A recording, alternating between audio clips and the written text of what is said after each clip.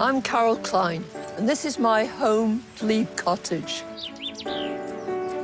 When I'm not presenting or writing about gardening, this is where I spend most of my time, and where I've been honing my horticultural skills for 40 years. Whether you've got a spacious plot, a tiny patio, or a few window boxes, there's nothing more exciting and satisfying than creating your own garden. From basic to more advanced techniques, I believe anyone can learn how to do it. Whether you're a complete novice or an experienced gardener, I want to help you develop the skills to make your garden grow. I'm ready. Are you?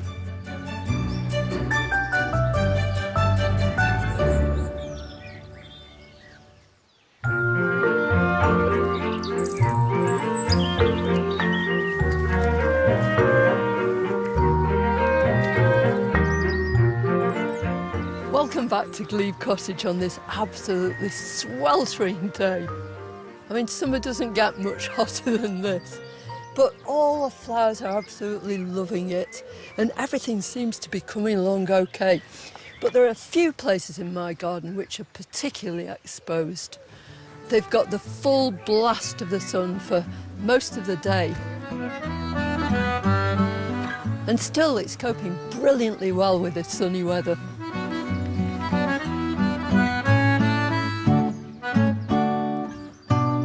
All my garden is in front of the cottage, and it's all on a southwest facing slope. So it's quite difficult gardening on the slope. We've overcome it on this side by making a lot of terraces. On the shady side, there are nice wandering paths that just meander down through the garden.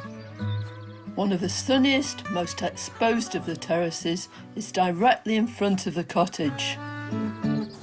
When you look at these photos, it's just astonishing to think how much it's changed. I can remember making this top terrace, and look at the size of those stones. And this, I mean, some of those stones were enormous. I don't think I could pick them up now. It was quite a job, but I think it was probably worth it.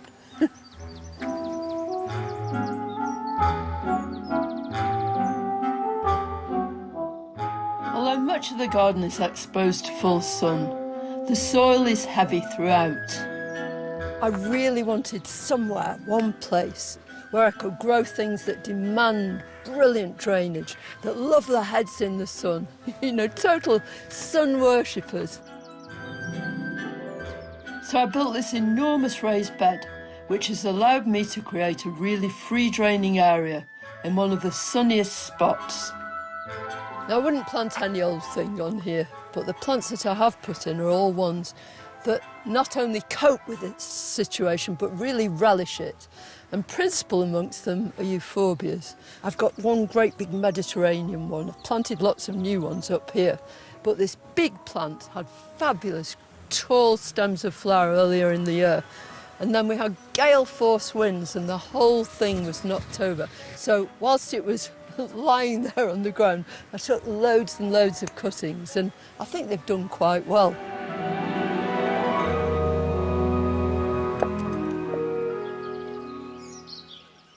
It's lovely to get in a bit of shade, and of course, when you're potting up cuttings, that's essential really. You don't want to be doing it in hot sunshine. Now this pot is pretty heavy, and 1, 2, 3, 4, 5. I think that's all of them have actually successfully rooted. So these were all taken as basil cuttings way back in the spring. And all I've done to them is push them into this gritty compost, bit of grit on the top, watered them once really well, and I've kept on spraying them just to maintain the moisture levels, because of course, as soon as your cutting's taken away from the plant, it's lost its source of water because it's not attached to the roots anymore. So I think, I don't know whether you can see here, but I hope this is going to work.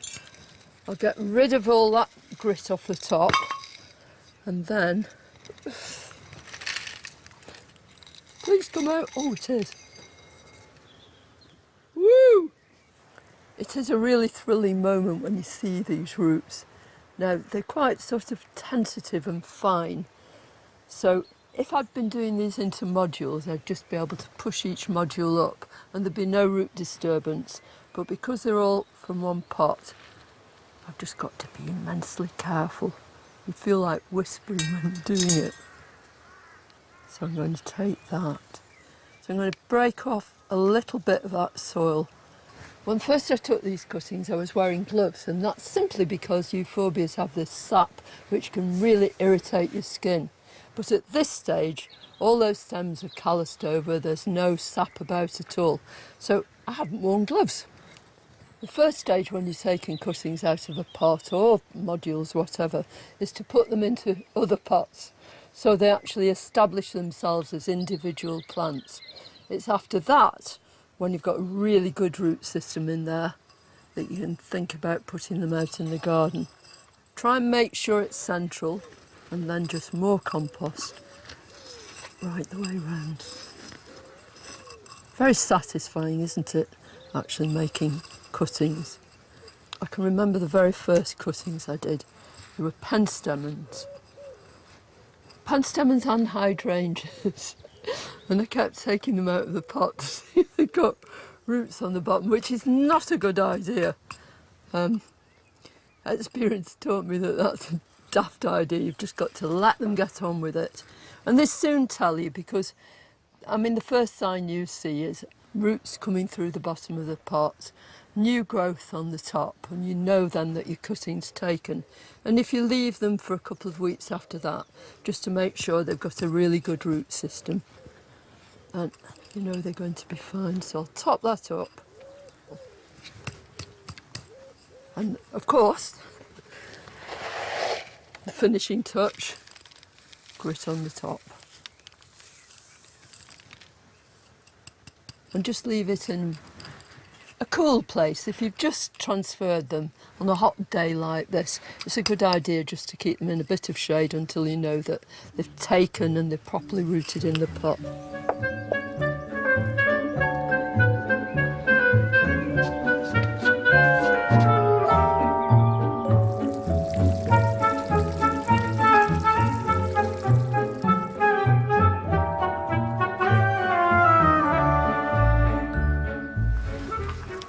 So this is the other side of the raised bed, and a completely different view. Although of course the conditions on the top are exactly the same right the way through here. And this has always been one of my favourite springtime flowering perennials. It's Lathyrus vernus, meaning spring flowering sweet pea, and it's called Albo roseus because the flowers are the most delicate shades of pink and white. And I've only ever planted one of them, and yet now I have a whole colony, all by seed. And I just love it in amongst this euphorbia. It just looks a real picture. Now, of course, it's all green, apart from these little pods. So all the flowers have been replaced by seed pods. To show you how these little pods spread their seeds so far and wide, I've got a couple of bean pods to demonstrate. Can you see the twirly whirls in here?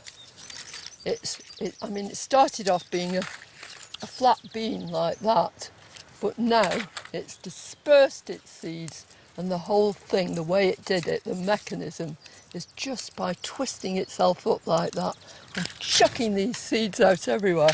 And that's exactly what this has done. Well, Lathyrus vernus is a member of the pea family. And there are so many plants in that family, it's huge. And lots of them, of course, are a real treat for the eyes. But many of the others are a treat for the taste buds too. Coming up, members of the pea family running wild. When you get close and inhale, there's the most beautiful perfume, like coconut ice cream. It's delectable.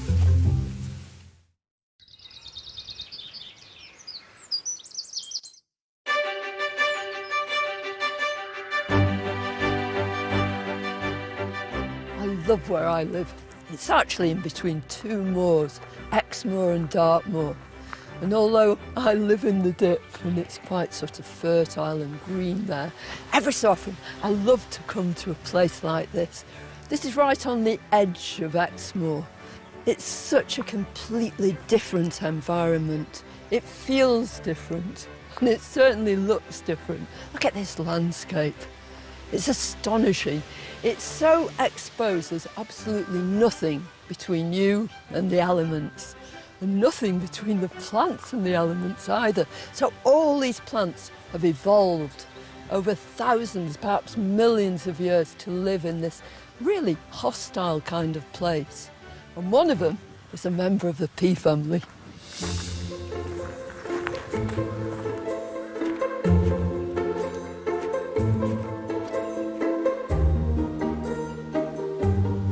Of course, it's gorse. These great golden globes of scintillating, vivid yellow. When you get close and inhale, there's the most beautiful perfume. It's almost edible. It's like coconut, or even sweeter than that, like coconut ice cream. It's delectable. That's a very deliberate policy on the part of the plant just to bring in pollinating insects. You can actually see that when pollination has taken place, of course, this plant will be covered with seed pods. At the same time, there'll be more flowers coming on, but when those seed pods explode and are catapulted, I can see all around me. I had to be careful I didn't sit on one. Little baby gorse just springing up here and there.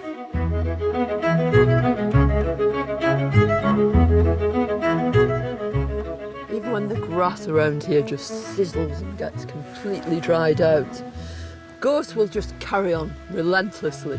It's got these spiny leaves too, which help protect the cuticle of the leaf from brilliant sunshine. It's just such a beautiful sight. It's said that the Swedish botanist Linnaeus, who gave us the system to actually name our plants, when he first came to the British Isles and came across a heathland full of gorse and heather, just fell on his knees at the sight. It was just so wonderful, and praised God.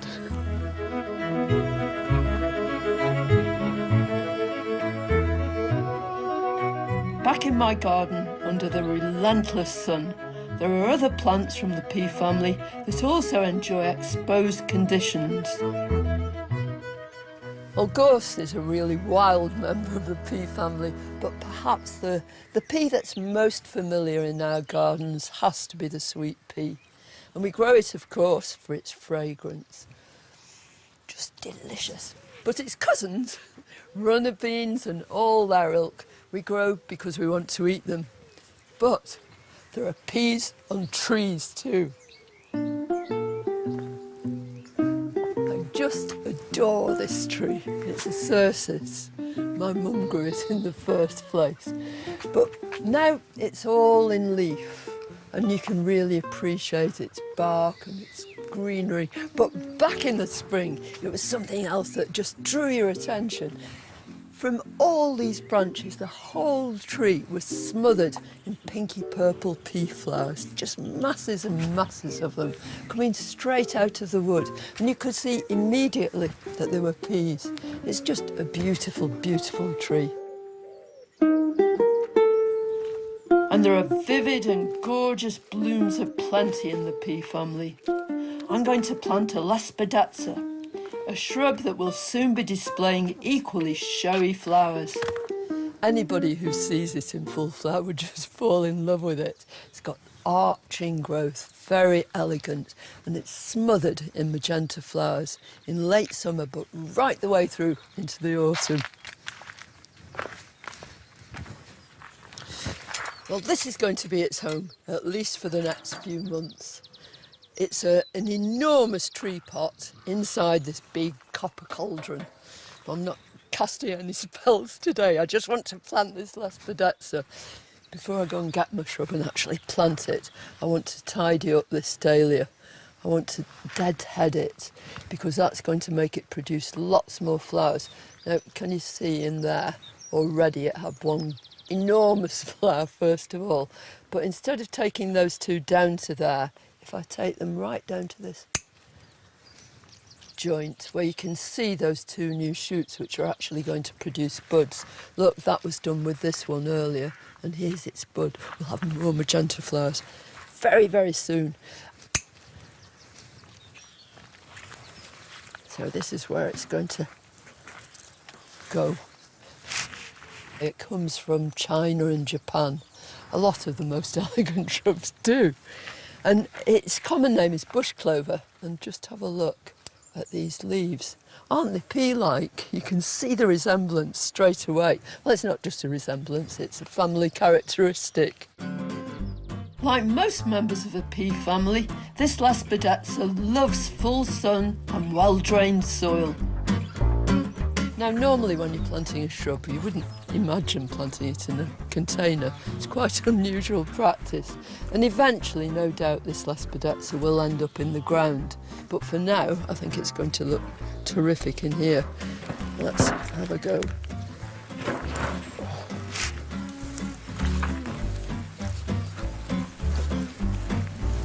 Oh, look at that.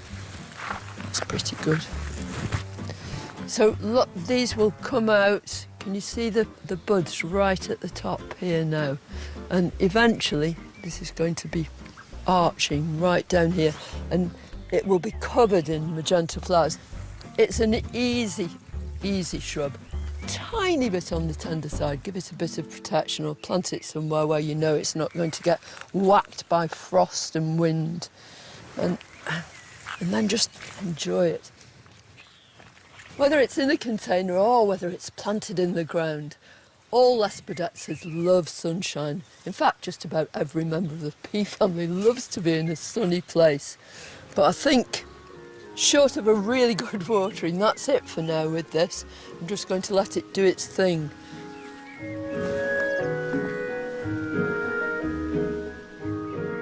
Tidying up those dahlias reminds me that although many things are blooming happily in the intense sun of high summer, daily maintenance is more important than ever.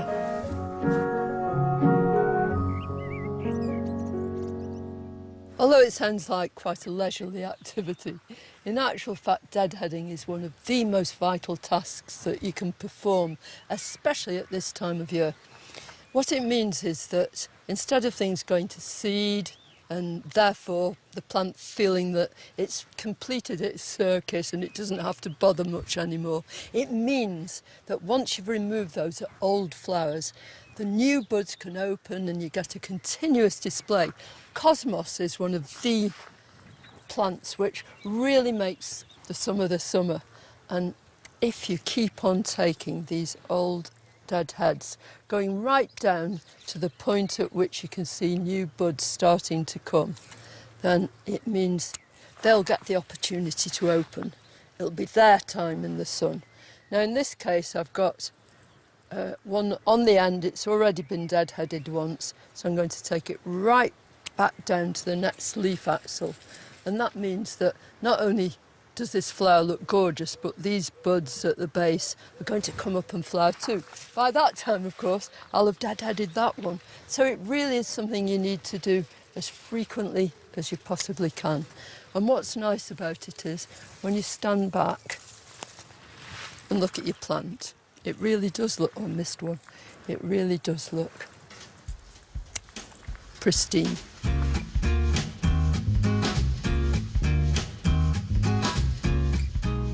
So this is a hemerocalis or hemerocalis. It's derived from the Greek meaning beauty of the day, and it sure is beautiful. But each of these flowers do only last one day. And when they've finished, you get these really sort of unhappy looking buds that spoil the look of the plant. It's growing here in one of the most exposed places. They're really in full sun, absolutely baking. And this raised bed means that anything that's planted right at the edge of it is going to be the first thing to suffer from lack of water. But look how they're thriving. And that's because where they come from, they grow in very, very exposed places. There's even one species which grows on cliffs, right bang in full sun. I think they look wonderful, particularly this variety. This is Stafford. If you wanted to grow more of this, you dig it up during the winter or the early spring and just pull it apart. Really straightforward to divide. And then replant your bits or pot a few of them up too, so you'll have a whole load of new plants to go at. And who wouldn't want more of this? But if I want this to look as good as it possibly can, then it's a sort of daily task. It's quite therapeutic too, just to come down here and break off these old flowers. And if you're just really careful, you can leave the little teeny stem behind, because if you start cutting it, it really doesn't look nice. But you keep the whole structure by just taking them off. And because it's so hot, they're all shrivelling like mad. Look at that. Just coming off so easily. It really is very satisfying doing this. And when you've done one, you look at it and it looks so beautiful. And it's just the right colour in this belting sunshine too. I'll take that bit of fennel stem off, then you can really see the beauty of these. And move right across this, just gathering them willy-nilly all the way across. And I know after a few minutes the whole thing is going to look like a different plant. It's going to look new and fresh. And if I do this every day, probably just after breakfast, this should go on looking great for weeks and weeks and weeks.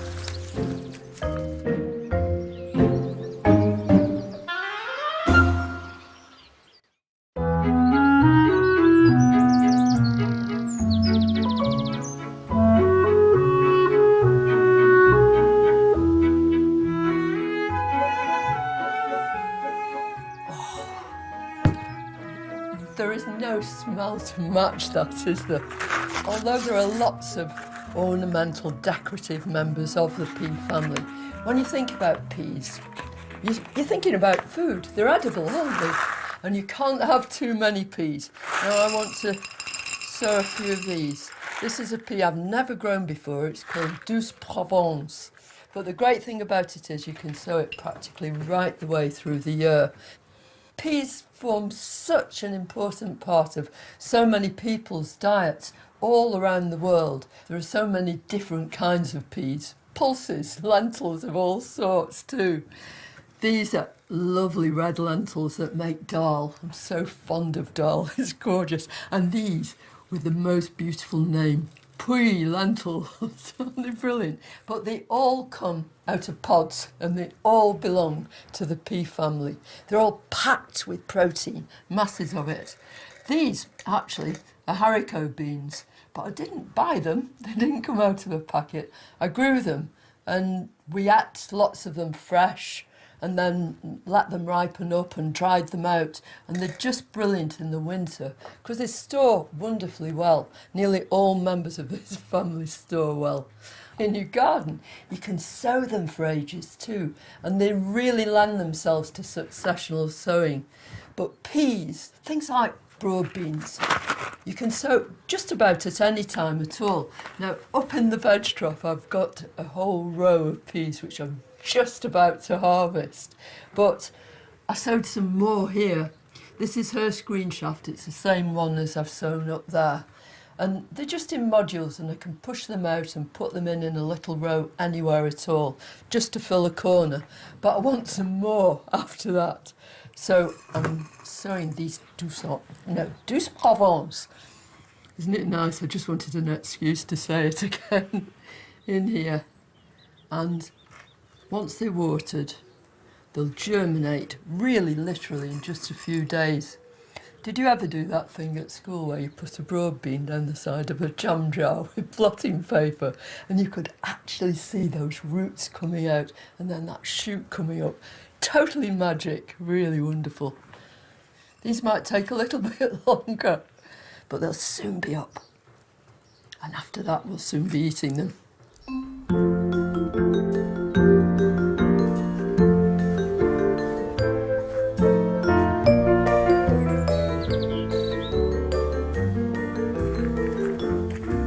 Just put those down there.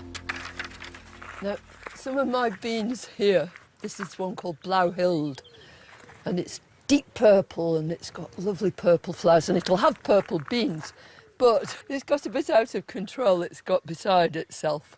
So I want to give it a helping hand.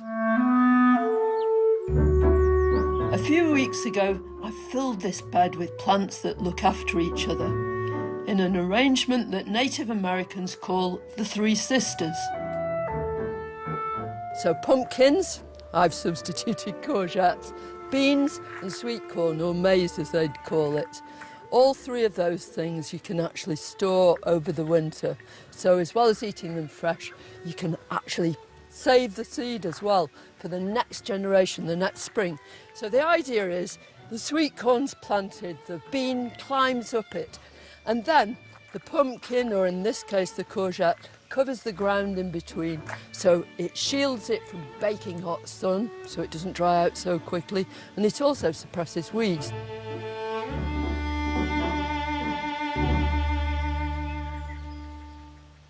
Well, I have to offer one of these plants a bit of extra help, I think, because one of the Three Sisters is a bit racy and she's getting ahead of herself.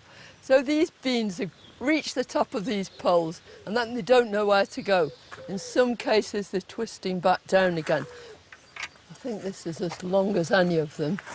So what I'm going to attempt to do, should be good fun if nothing else, is make them a sort of alternative route going right the way across. Now I want to tie this on with this string, but I think I'll have to tie the string on first, just above a knot on the bamboo cane, because that is going to stop it slipping down. But also I'm going to give it the real double knot treatment. Hang on, bean, help is at hand. And then theoretically, this can come here. This is going to go over there. I don't think they're going to make me an honorary member of the Boy Scouts, are they? But I think it'll do. It's great fun. We're going to have this big crisscross of beans, and hopefully eventually there'll be all these lovely purple beans just draped down. So I want one on this other end too. I've been bamboozled. And no beans were hurt in the fulfilling of this wonderful scaffolding. Beans, like any other climbing plant, will find their way on their own. But in this case, I'm just going to give it a helping hand. That's it. And I'll just have to carry on right round here. There might be some time. With the beans now reaching for the skies, I can see there's a space in my veg bed that's crying out for a row of peas.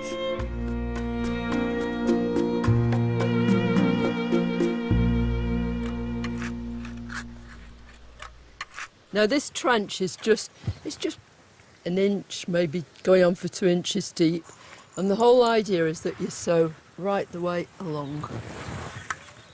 And I sow in threes, so that means when they start growing that you can put some twiggy pea sticks in there, some piggy tweed sticks, and you'll get quite a neat row, but they'll all help each other either side of that. So about a couple of inches in between that way, and exactly the same between the rows this way too. It really is child's play. In fact, it's a great thing for kids to do. And it's very satisfying, isn't it, when you sow something like this and then you see those plants coming up so rapidly. Peas are totally hardy. I'm using my favourite. This is her screen shaft. You get loads and loads of peas to a pod, and they seem to be pretty trouble-free altogether. From time to time I'll give these a little liquid feed. Organic seaweed feed is ideal. It's good for absolutely everything. It's brilliant stuff. We're not the only ones who love peas. Pigeons, those pesky pigeons and mice, very often will come out and start digging about in your row and, devastate the whole thing. But I've got a cunning plan. I'm going to use another member of the pea family to make sure that that doesn't happen.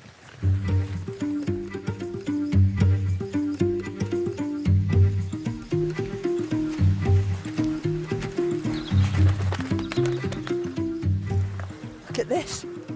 Spikiness personified. It's exactly what I need to protect those peas.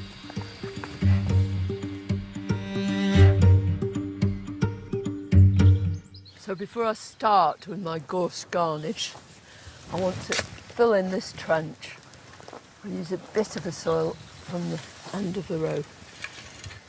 What a treat, you lucky peas.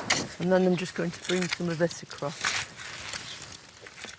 Anyway, I'm hoping that what I'm going to put on top of here will deter. Just one look should be enough to put off those pigeons and mice. So I didn't collect this on the moor, I've collected it from my hedge. There are a few bits here and there. I've never tried this before, so I really hope it's going to work. And I'm going to chop it up in pieces. Put it back here, I think, so you can see just what I'm doing. So little short bits. Got to have enough stem just to make sure you're sticking it right in the centre of this trench. Has it gone in? They're good, these gloves, but I don't think they were really meant for gorsing. Got a new verb. To gorse. And I think providing you've got it, reasonably in the centre of this and pushed in the centre of the trench, or what was the trench, which is now filled in, and it's firmly into the soil. I think that's going to deter any predators. Hard to think of pigeons as predators, isn't it? But they would be if they came and ate all my peas. So, here we go. And once the pea shoots are a couple of inches high, I'll take out the gorse, because I certainly don't want it around when I start picking them, that's for sure. In the meantime, I'll be surprised if it doesn't keep the pigeons away. Meanwhile, in my concrete veg trough, there are some peas ready for harvesting. It's a very joyful moment when you actually start picking your peas, and even more joyful when you start eating them. So I want to move in and pick as many of them as I possibly can. Yeah, through a whole plant like this, you'll get some peas that develop later, so you can carry on picking them with a bit of luck for a couple of weeks. But these are the best ones, the ones you pick first. And all you do is hang on to the plant and just take it off with a little bit of a stem. Look at these hanging down here. I mean, you couldn't get more exposed than this, and you couldn't get a hotter day than this. I hope not anyway. But still, they're really happy. I mean, they're actually fulfilling their function, aren't they? All plants want to make the next generation. So they want to set seed, and these are contained in this pod are the seeds of the next generation of peas. I'll probably save a few of them too at the end of cropping. So I can sow some, I can keep them over winter, and I can sow some next year too. Oh, look at this. I'm going to have a quick count. 1, 2, 3, 4, 5, 6, 7, 8, 9, 10. That's pretty good. But I know there are going to be loads and loads of these left when my grandchildren come. They're coming in a couple of days, and they love podding peas. Beautiful. I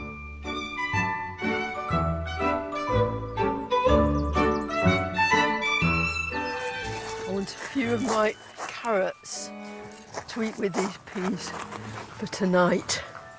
So I'm just going to dig down here. This is the first row we sowed, and they've been quite good so far. Look at that, that's not bad, is it? So a few more carrots here. And then I'm just exposing another plant, which I didn't put here at all.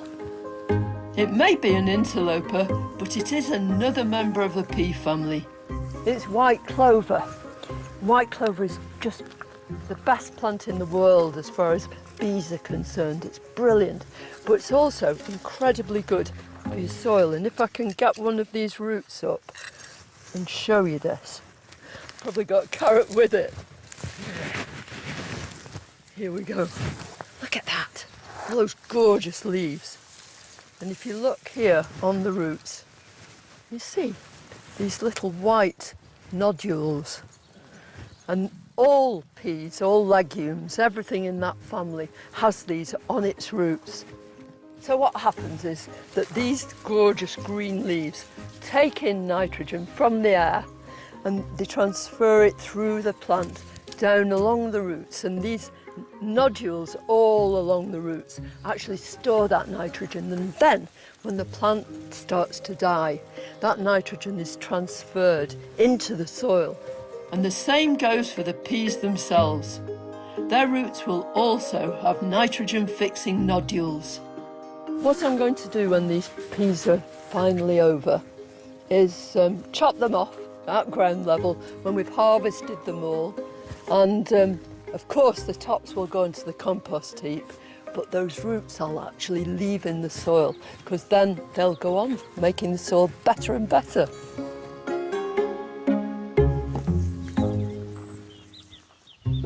Still to come, how to make a tiny bed both productive and beautiful.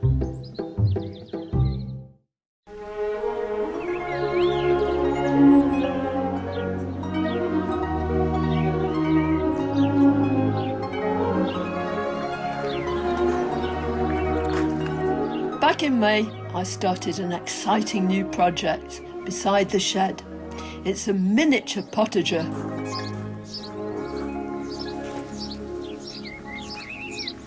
I love the way that this potager's coming on. This is a place where I want to combine things that are edible with things that are just ornamental in the true sort of French fashion. It's a technique that's usually found on a grand scale in chateau gardens. Most of them are quite expansive. This is tiny, but it doesn't matter, it's packed full with stuff. I love the fact that these sweet peas are white and lavender. It's just perfect with the agastache, with this feverfew that I didn't put in, it just put itself there. And we've even got purple beans growing up here. So this is the perfect place to add another member of the pea family, a real exhibitionist. Lupins are such familiar plants, and yet they haven't been knocking around in British gardens for nearly as long as a lot of the perennials that we grow. They come from the Americas, from the USA and from Canada. And there's one that grows wild there called Lutkinensis, which is a gorgeous blue colour. And it's escaped actually over here. And I can remember seeing this sea of blue all along the canal that runs from Bolton into Manchester, where they used to pull the cotton in barges. It was just massive amounts of blue just waving off into the distance. But it wasn't until 1911 when a Yorkshire allotment holder called George Russell started to develop his own strain of lupins that these wonderful plants were born. Now, these are more modern ones, but they developed directly from those that he grew. But if you've got really chalky, limey soil, don't bother. They really don't like it. They prefer acid soil. They'll grow in most neutral soils too, and I know they're going to absolutely love living in my potager.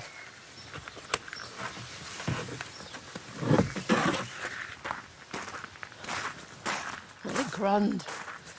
Such a range of colours. Oh, that's nice in there. And I think this is one of my favourite plants, this Sidalcia. And that's a complete contrast, because this is soft and gentle, and that's positively strident, isn't it? But I like that sort of juxtaposition. So I'm going to put this one, this is Cashmere Cream. I'm going to put this one right in the front here. Now, because they're members of the pea family, they really don't need massive sort of special preparation of the soil first. And before you put anything in like this, it's just as well to tidy up these bottom leaves. And then as soon as you put the plant into the ground, give it a good watering, get some sunshine, and this will make a lovely round rosette of these beautiful leaves. Right, in we go. I can't see those nitrogen nodules yet, but they'll be there eventually.